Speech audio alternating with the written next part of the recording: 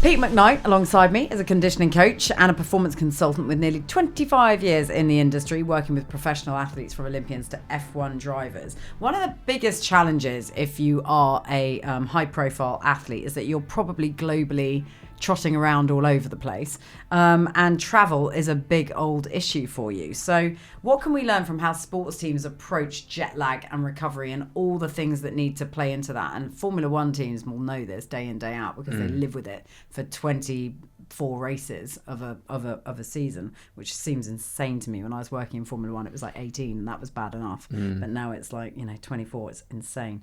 So having worked in this world, what are the biggest challenges facing people and athletes that are traveling extensively? I mean, I think firstly, before we come to the kind of jet lag side, it's worth saying that sleep deprivation that comes from travel, so both jet lag and travel fatigue. So jet lag is where you obviously cross a number of time zones and your circadian rhythm has to reset and adapt. Travel fatigue is where you travel maybe 2 hours to 4 hours, so maybe a 2-hour flight, or maybe even a train journey up to Scotland from London. You can still get travel fatigue. So there's no jet lag involved, but you can get travel fatigue, which can come from not eating right, from just sitting down for a long time, dehydration, and so on and so forth. So we know that there's detrimental effects of the fatigue and sleep deprivation that come from these. And these can be things like your reaction time can be impaired massively. So for Formula One, that is really, really important. So if you're fatigued, your prefrontal cortex and your motor cortex, which deal with reaction time, can be impaired to the point where you can lose about 30% of your reaction time. So that's pretty serious. The next thing that can be affected by fatigue is, or lack of sleep specifically, is your decision making. So basically what happens is your amygdala in your brain, which is responsible for your emotional responses, it becomes overactive, and then your prefrontal cortex, which is the logical reasoning side of your brain, gets under regulated, and so you basically lose the ability to make logical decisions, rational decisions, start making impulsive decisions or emotionally led decisions. So decision making can go completely out of the window, which can, and research has shown that you can lose up to like 20% of accuracy around decisions and strategy from fatigue because of this. And then the other area is that your overall performance can be impacted quite a lot. So with fatigue and lack of sleep, your muscle glycogen can be lower, so you don't have the energy that you need in your muscles. So in endurance sports, your time to exhaustion can be lowered by about 15%, which is significant. And in strength power sports, your performance can be impacted by about up to 10% just from this kind of overall fatigue, and that comes from things like your perceived exertion is higher. So for example, what that means is if you're running, say you're going for a jog and you're running at 12 kilometers an hour, that might normally feel a 6 out of 10 effort. With sleep deprivation, that might then feel like an 8 out of 10 effort. So your perceived exertion goes up with fatigue. So everything feels harder, and so your performance goes down. So all that being said, don't get on a plane and sleep well. Exactly. The management of that becomes critical. Yeah. And so how to manage that is one of the things that we try to solve. And how do you do that? So it depends on your chronotype. So what that means is that there's different types of people. So some people are night owls. So that's one type of chronotype, meaning that they perform better in the evening. They prefer to go to bed late. So they're a night owl. They're not great in the mornings.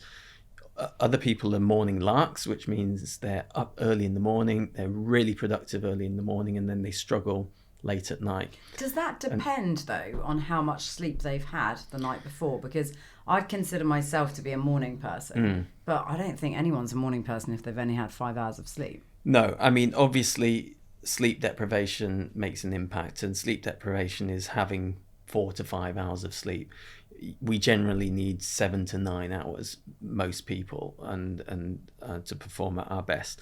So chronotype is one thing. So roughly 25% of people are night owls, 25% of people are morning larks, and about 50% are somewhere in the middle or don't really have a preference. And so depending on that, depending on your chronotype, you would prefer to fly east or west. So if you're a night owl, you would prefer to fly west because you don't mind the fact that your day is going to be lengthened, because the west are behind time-wise. So as you fly, you have a longer day. So, but you can cope with long days because you like going to bed late, and so that's fine. But if you fly east, it could take up to 50% more time to adapt to the new time zone.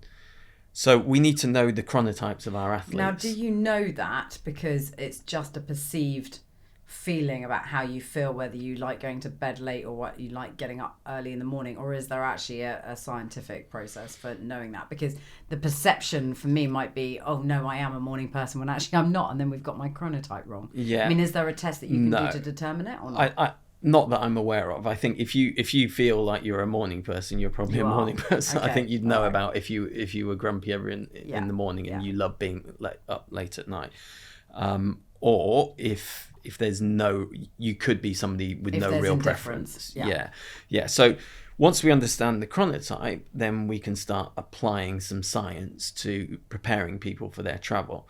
And so all of our athletes would have a plan to adapt to the new time zone if they're going to adapt. Because you could go to a race in Singapore, which is very late at night, and decide, okay, I'm not actually going to fully adapt because I can stay on European time and still race at the right time in the Formula One race in Singapore and still be fine. So what do you put around that because of the light issue? Yeah. How do you sort of make sure that you protect that, bearing in mind the fact they've still got to do sponsorship activations, they've still got to do marketing bits and pieces for the team and interviews and whatnot, and yet light is going to be everywhere at the wrong time, presumably for them. Yeah. So like you said, light is really important, and light is one of the biggest impactors of change when resetting your circadian rhythm.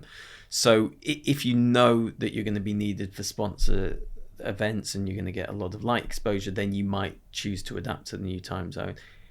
If not, you could do things like, get up really late, stay indoors, wear sunglasses and minimize your light exposure, then come out at night when you need to perform.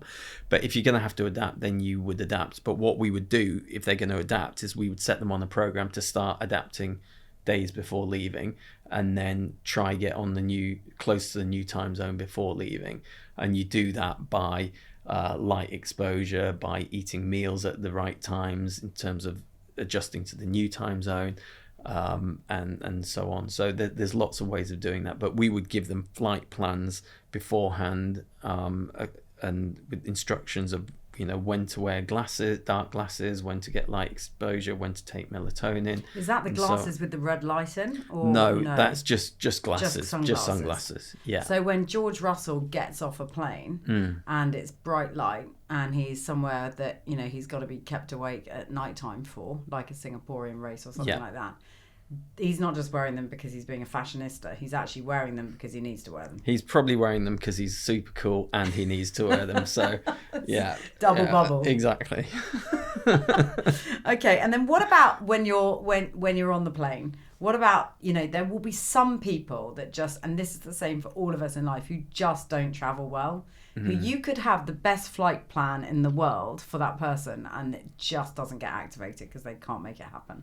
So have you had that in your experience? Have you been around people that have struggled with that, and it does compound, as you say, like you say, the sleep fatigue becomes an issue, the travel fatigue becomes an issue, and all of that has an overall impact on performance? Yeah, I mean, it does happen, but I think with sports like Formula One, these guys have been traveling since young ages through all the categories of racing, and so a lot of them are good travelers.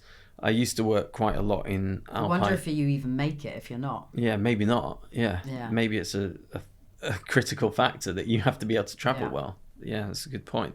I used to work a lot in alpine skiing, and we would travel across Europe and then across to America and around the world to ski. But these guys were superb travelers because they traveled so much and they could literally just sleep anywhere. And so I think you do become accustomed to it. But I think there's definitely things you can do to make it easier if you're not a good traveler. So just simple things like I said, start preparing before you leave. And then when you're traveling, try use simple things like eye masks and noise cancelling headphones to be able to sleep. Prepare your own meals so that you're not disrupting your gut or your system by eating stuff you're not used to. Start eating at the right times for the new time zone. Wear comfortable clothes, get up and walk around on the plane, and all the normal sensible stuff. And then also when you get to your new time zone, just make things as pleasant for yourself as possible. So make sure you go for a jog to get the flight out of your system, do some mobility and stretching, eat food that you're used to, like I said before. So we get the chefs to make food that the drivers like, and they'll have certain diet plans. So everything feels routine, even though it's out of routine. So, and because they're going to so many different destinations, if they can try and do the same thing everywhere, then it feels like they're in the same place and it feels as normal as possible. Because what you don't want is to be massively disrupted. Your system doesn't like disruption, so you need to keep it as kind of baseline as possible, and so control the controllables basically. As human beings, you see, it's elementary, isn't it? We don't like change. And so I suppose that's actually physiological as well as it is psychological. I am flying tomorrow, and I will take note of this. I will take an eye mask with me, noise cancelling headphones, and I'll walk away from my children at every conceivable opportunity and just say it's all about the fact that I just need to keep moving. Yeah, I somehow Do you reckon I'll get away with that? I don't think that's going to work, unfortunately. It's not going to wash, not on this flight. No. Anyway, Pete, thank you. Thank you.